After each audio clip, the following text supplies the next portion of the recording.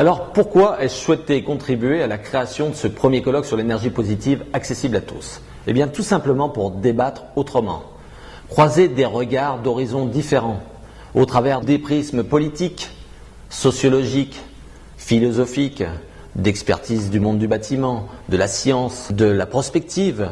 Comment peut-on lever les freins qui aujourd'hui bloquent l'innovation, la créativité, la création de valeur, la mobilisation de l'ensemble des acteurs à généraliser des bâtiments énergie positive à prix standard et ainsi permettre à tous de bénéficier d'un habitat, de locaux professionnels qui leur permettent de vivre avec une excellente qualité de vie tout en économisant l'énergie et sans impacter l'environnement et la biodiversité.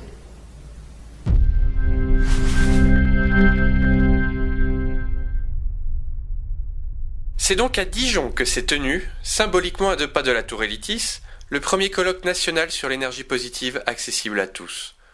Plus de 300 professionnels étaient au rendez-vous pour assister à un événement découpé en 2 grandes parties. D'abord une table ronde réunissant 5 sensibilités différentes autour du thème du colloque. Alain Mogard, président de Qualibat et ancien président du CSTB, Pascal Ploteger, directeur immobilier de Essilor International, Perrine Moulinier, ingénieur en sciences humaines et sociales, Jérôme Gattier, président du plan Bâtiment Grenelle, et Marc Toiti, économiste et directeur général adjoint de Global Equities.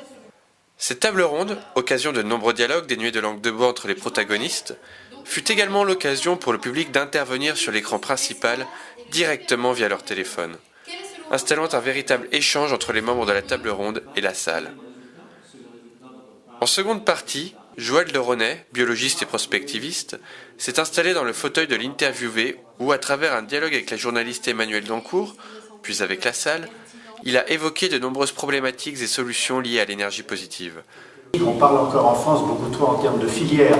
On parle de filières nucléaires, de filières solaires, de filières éoliennes, de filières géothermiques, de filières de ceci, de filières de cela, alors que la vraie question du futur se pose en termes de combinaison des filières, c'est-à-dire en mix énergétique, donc en approche systémique. Et pour cela, il faut se former et former les gens à l'approche systémique plutôt qu'à l'approche disciplinaire, analytique, linéaire et séquentielle, traditionnelle à notre cher enseignement auguste-comtien et cartésien. C'est donc une expérience réussie pour ce premier colloque qui, espérons, participera d'ouvrir la voie à la démocratisation de l'énergie positive pour tous.